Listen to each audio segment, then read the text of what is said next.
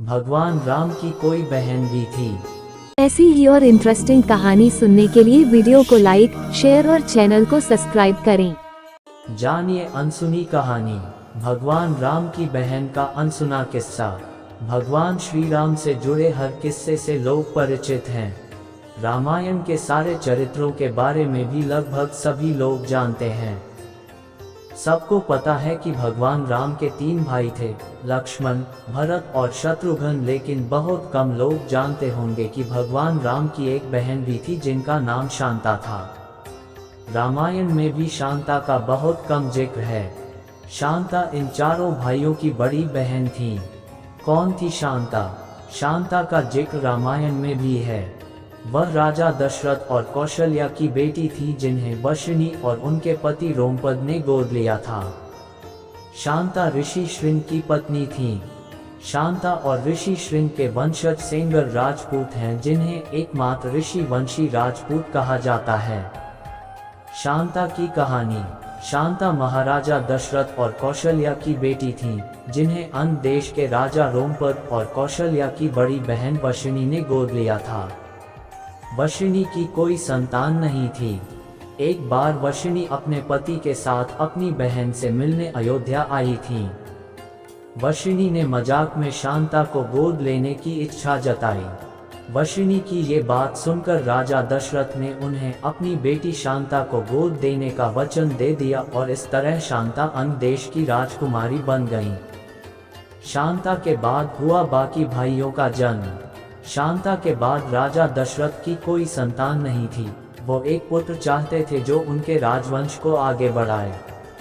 उन्होंने ऋषि श्रृंग को पुत्र का मेष्टि यज्ञ करने के लिए बुलाया, जिसके परिणामस्वरूप राम, भरत और लक्ष्मण और शत्रुघ्न का जन्म हुआ। शांता के विवाह का कारण। शांता को वेद, कला और शिल्प का अनूठा ज्ञान था। वह बहुत सुंदर थी। एक दिन राजा रोमपद शांता के साथ बातचीत में व्यस्त थे, तभी एक ब्राह्मण मॉनसून के दिनों में राजा से खेती में मदद मांगने आया।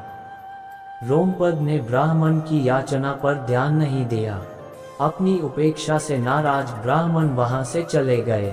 वर्षा के देव इंद्रदेव भी अपने भक्त के इस अपमान से नाराज हो गए। इसलिए मॉनसून के मौसम में वहां बहुत कम वर्षा होती थी। सूखा पड़ने से वहां हाहाकार मच गया। ऋषि श्रृंग से हुआ शांता का विवाह। इस समस्या से मुक्ति पाने के लिए रोमपद ऋषि श्रृंग के पास गए। रोमपद ऋषि श्रृंग से यज्ञ करने की विनती करते हैं। ऋषि श्रृंग के कहेनुसार यज्ञ किया जाता है, जिसके बाद अन्य देश में वर्षा होती है और सूखे की समस्या खत्म हो जाती है। इससे प्रसन्न होकर रोमपद ने अपनी पुत्री शांता का विवाह ऋषि श्रृंग से कर दिया। शांता के बारे में कई मत हैं। रामायण के कई पात्रों की कहानियों की तरह शांता के बारे में भी विभिन्न मत हैं। सत्य साईं बाबा ने 19 मई 2002 को दिए अपने एक प्रवचन में भगवान राम की बहन का जिक्र किया था। प्रवचन के अनुसार राम को जन्म देने से पहले कौशल्या की एक बेटी थी जिसका नाम शांता था। चूंकि वह एक लड़की थी और सिंहासन पर नहीं बैठ सकती थी, इसलिए उन्होंने शांता को एक ऋषि को गोद दे दिया। ऋषि ने उन्हें पाल पोस कर बड़ा किया और ऋषि श्रृंग के साथ उनका विवाह किया। राजा दशरथ का यज्ञ। दशरथ ने अपने मंत्री सुमंत की सलाह पर कुलीन ऋषियों को पुत्र का मेष्टि यज्ञ, यज्ञोपवीत संस्कार में शामिल होने के लिए आमंत्रित किया। दशरथ ने ऋषि श्रृंग को खास तौर पर आमंत्रित किया और समारोह में आने के लिए कहा। ऋषि श्रृंग एक महान ऋषि थे। वह जहाँ भी पैर रखते थे वहाँ समय पर बारिश, शांति और समृद्धि रहती थी। वहाँ लोग आनंद में रहते थे। सुमंत ने ऋषि श्रृंग के पास जाकर उन्हें ये यज्ञ कराने को कहा। ऋषि श्रृंग ने रखी थी शर्त। यज्ञ में आने का निमंत्रण मिलने पर ऋषि श्रृंग ने कहा, मैं अकेला नहीं आ सकता। मैं यज्ञ कराने के लिए सहमत हूँ, लेकिन मेरी पत्नी शांता भी मेरे साथ आएगी। वह भी ऋत्विक के रूप में कार्य करेगी। सुमंत इस शर्त को मानने के लिए सहमत हो गए। शांता के बारे में जानकर हैरान हुए राजा दशरथ। जब राजा दशरथ को शांता के बारे में पता चला, शांता और ऋषि श्रृंग अयोध्या पहुँचे।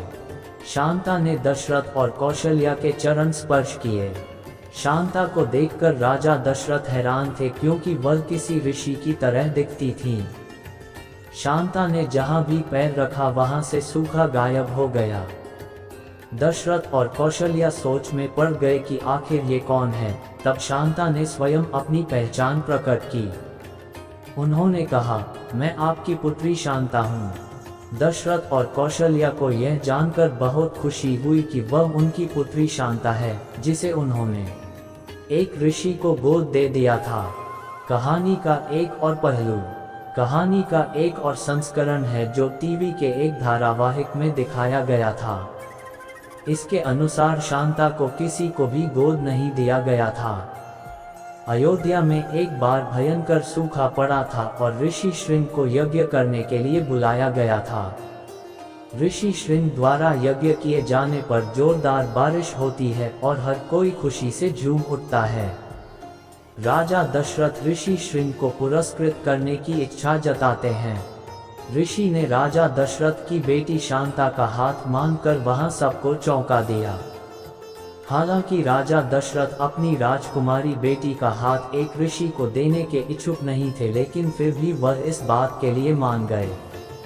इस तरह हुआ अयोध्या के राजकुमारों का जन्म। सालों बाद भी राजा दशरथ की कोई संतान नहीं होती है। वह पुत्र का मिष्टि यज्ञ करने के लिए फिर से ऋषि श्रृंग को आमंत्रित करते हैं। यज्ञ कराने के बाद ऋषि श्रृंग रानियों को प्रसाद खाने को देते हैं और इस तरह अयोध्या के राजकुमारों का जन्म होता है।